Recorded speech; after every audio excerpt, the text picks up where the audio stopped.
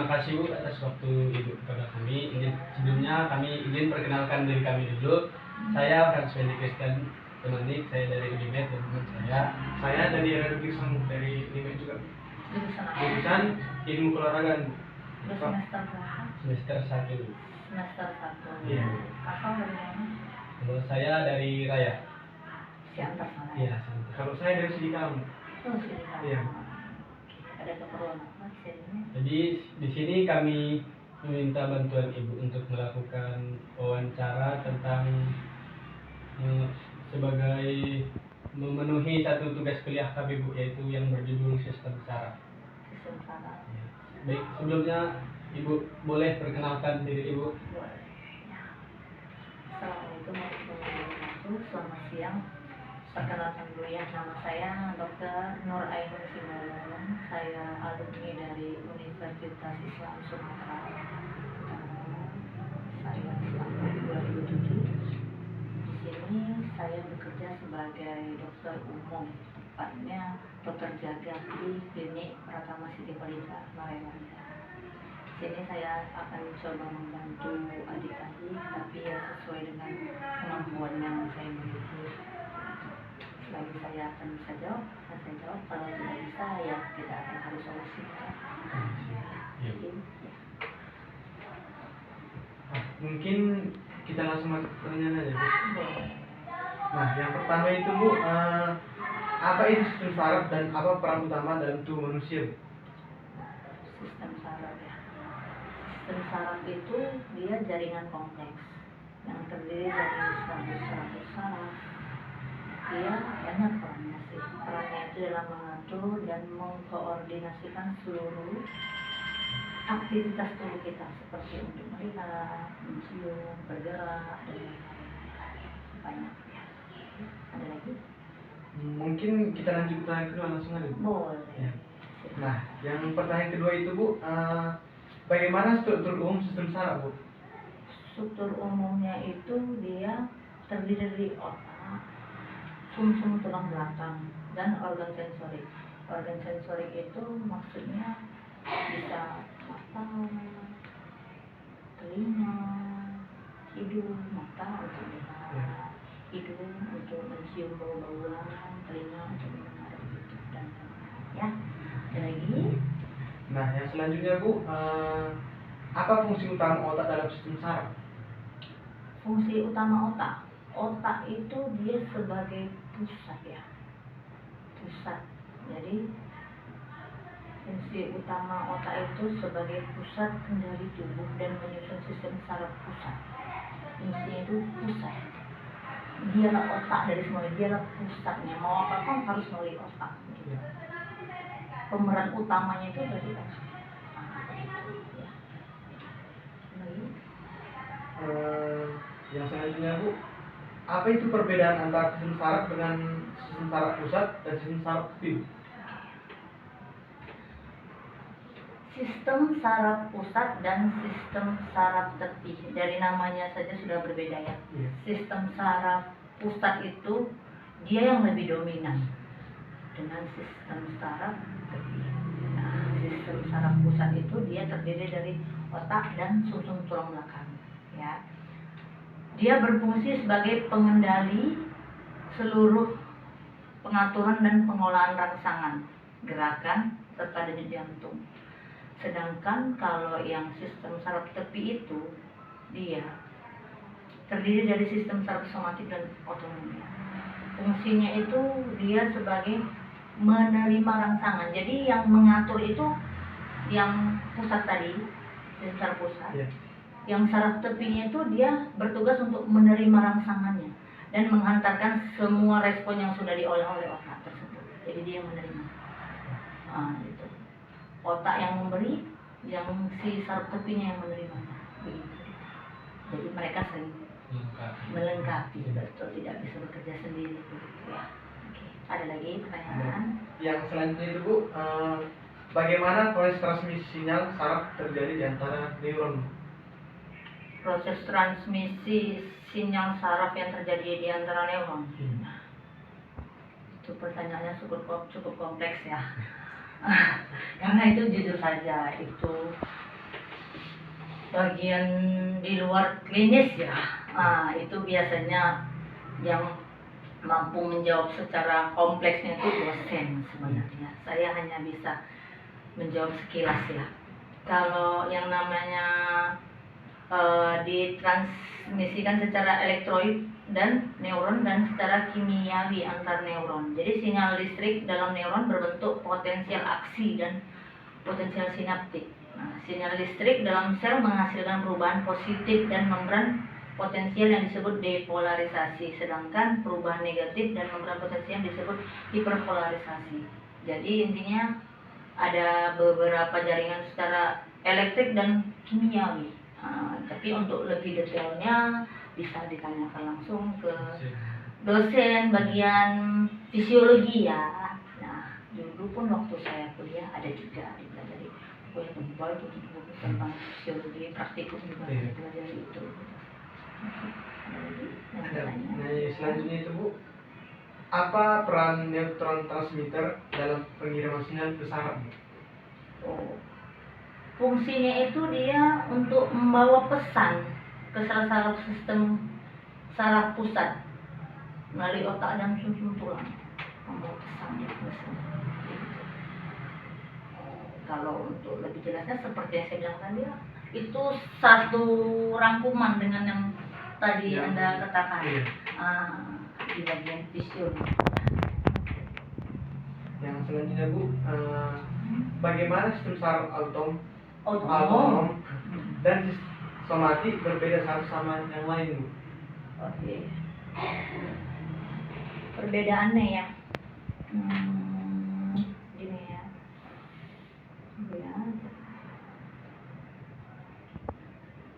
Oke. Kalau yang namanya yang otonom itu, dia jaringan sel kompleksnya itu yang mengontrol keadaan internal tubuh. Dia yang tanpa kita sadari. Dia refleks saja, yang nggak kita sadari. Jadi yang kalau yang somatik itu dia dikendalikan sesuka hati, dapat dikendalikan. Kalau yang tadi dia tanpa kita sadar pun dia memang berjalan begitu. Oke, ada lagi. Misalnya kan kalau yang somatik itu gini, tangan Anda terkena ini lilin nih hidup nih, gitu. Terus kan ada api di atas nih, jadi tangan kita kena api, refleks kita nih.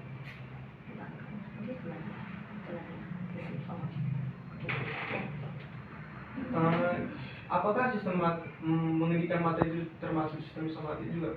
Mengedipkan mata itu kan tanpa kita sadari. Tanpa kita sadari. Bisa. Tapi bisa juga tidak dikendalikan. Bisa. Jadi dia bisa, yang namanya otonom itu dia di luar kemampuan kita, memang dari si dalam organ itu sendiri gitu. Kalau yang namanya somatik itu bisa kita kendalikan sesuka hati kita. Ngerti. Mengedipkan mata bisa kamu masuk, bisa enggak, bisa kamu melototkan. Beda kan? Dan yang tadi kan saya bilang yang pusat yang otonom itu kan dia keadaan yang internal, berarti di bagian dalam. Internal itu bagian dalam begitu. Berbeda ya? Oke. Nah, yang selanjutnya ya Bu, yang selanjutnya itu apa yang dimaksud dengan refleks dan bagaimana sistem saraf terlibat dalam proses refleks Bu? Refleks itu gerakan tiba-tiba tanpa kita sadari ya, tanpa menunggu kinerja dari otak. Misalnya nih, misal seperti yang saya bilang tadi, ada api, kita tiba-tiba atau misalnya kita berjalan, tiba-tiba ada ini batu atau bagaimana, refleks kita kan tanpa kita sadari langsung otomatis tanpa menunggu kinerja dari otak. Kalau kendali dari otak kan misalnya kita mau makan, saya lapar, saya harus makan.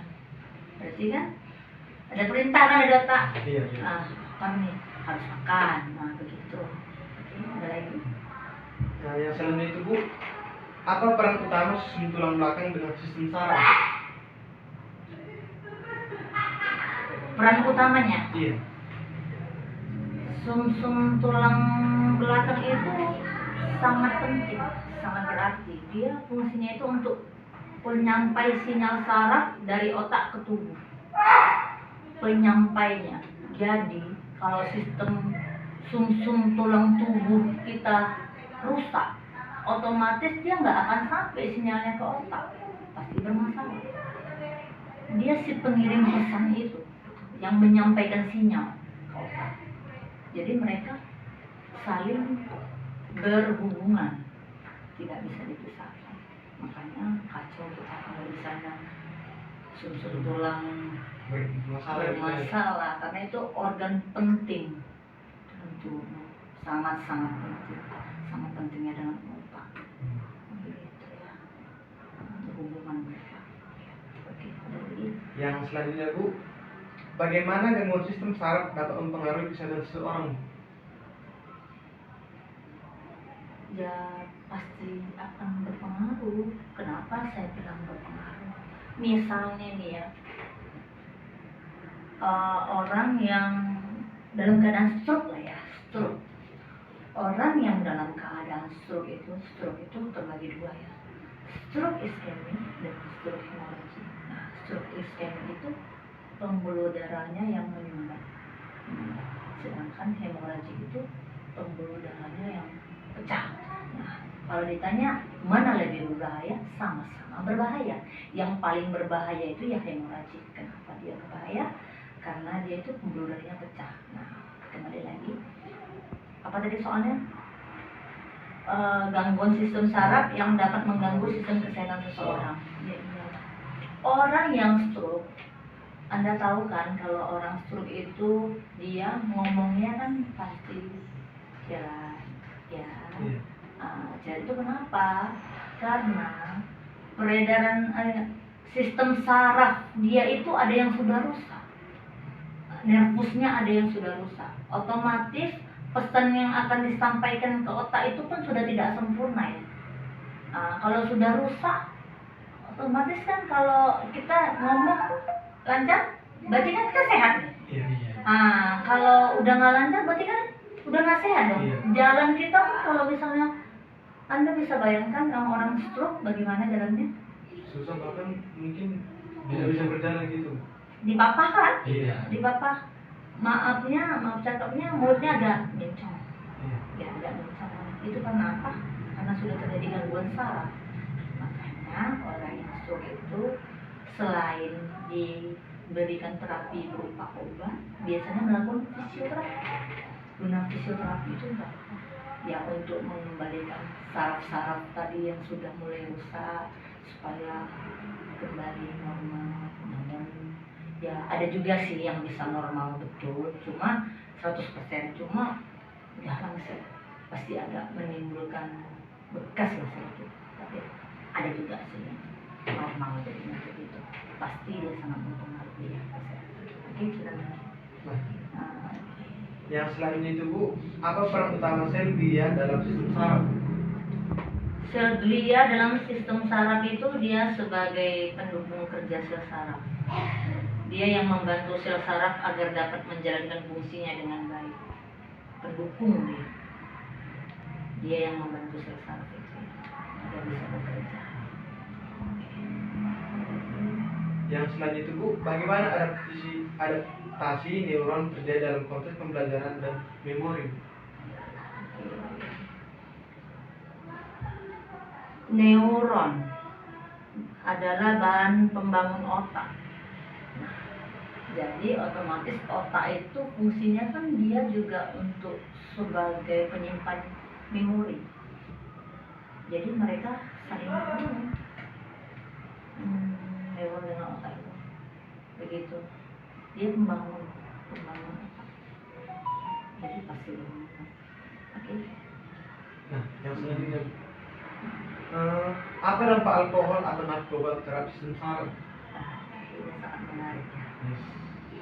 Jadi yang namanya alkohol dengan narkotika itu tidak baik ya untuk kesehatan karena efeknya juga sangat buruk. Nah, dia juga mempengaruhi sistem saraf. Banyak sebenarnya narkotika itu, makanya dibilang penyalahgunaan narkotika. Narkotika itu sebenarnya bisa digunakan, itu yang digunakan untuk pembiusan di bagian operasi. Cuma harus tepat, penggunaan itu tepat. Makanya dibilang kan penyalahgunaan. Yang bisa menggunakan itu hanya medis, tapi kebanyakan sekarang orang salah gunakan. Penggunaan berlebihan gitu. Ya, bukan hanya berlebihan, memang di luar medis tidak boleh menggunakan itu. Berarti memang tidak diizinkan untuk di luar gitu. Ya, obat bius. Nah, Nah, obat bius itu, tapi tidak semua narkotika itu termasuk untuk di dunia medis ya. Ada bagian-bagian golongan-golongan tertentu juga. Nah, jadi narkoba itu dia bisa mempengaruhi kerja otak. Dia bisa memperlambat kerja otak. Makanya orang yang pakai narkoba itu bisa sebentar depresi. Dan bisa kan depresi? Terus ada juga orang yang menggunakan narkoba justru dia makin semangat dalam bekerja. Misalnya dia tahan tuh sampai nggak tidur 1 kali 24 jam dia nggak tidur, tetap semangat aja dia kan. Jadi faktornya itu banyak. Dia juga bisa merusak otak bila digunakan secara terus-menerus begitu. Jadi mudaratnya itu sangat banyak. Mudarat itu dia artinya hal-hal buruknya itu sangat banyak. Jadi jangan coba-coba lah pakai narkoba dan alkohol, sama aja tuh alkohol. Juga seperti itu tidak baik untuk kesehatan. Karena kalaupun kita menggunakan ibaratnya obat-obatan saja pun ada efek samping ya, obat-obatan yang medis ya, apalagi ini yang di luar medis ya kan, sangat berisiko. Jadi jangan coba-coba untuk itu ya. Saya kasihan orang tua. Untuk pertanyaan terakhir Bu, Apa itu? seperti yang kita tahu kan Bu, jenis narkoba kan banyak kan Bu. Terus jenis narkoba mana yang paling berpengaruh pada sistem saraf? Semua. Banyak, ada kodein, ada narkoba itu jenisnya banyak sekali, banyak. Saya nggak bisa sebutkan satu-satu. Intinya semua narkoba itu mempengaruhi kerja otak. Kalau sudah kerja otak yang dipengaruhinya, otomatis sistem saraf kena. Kenapa? Seperti yang saya bilang tadi, inti utama sistem saraf itu apa? Otak. Kalau sudah otaknya yang kena, semuanya otomatis kena. Begitu banyak. Jenis narkoba itu banyak. Efek-efeknya pun berbeda-beda. Banyak sekali. Saya nggak bisa sebutkan satu-satu. Kalau mau tahu masalah itu, boleh langsung tanyakan orang yang bekerja di bidang BNN. Nah, mereka yang lebih menguasai secara pasti karena hari-hari pun mereka bekerja di bidang itu ya. Nah, begitu. Jadi cukup. Cukup Bu. Mungkin segitu dulu pertanyaan kalian Bu. Saya kembalikan ke teman saya Bu. baik, terima kasih. Mungkin itu saja yang mungkin dapat kami tanyakan ke Ibu, dan semoga itu dapat bisa menjadi pembelajaran bagi kami. Terima kasih juga kepada Ibu yang telah meluangkan waktunya untuk menyelesaikan tugas kami. Sekian itu saja, terima kasih. Saya juga di sini mohon maaf bila ada salah-salah kata, ada jawaban yang kurang tepat, ada yang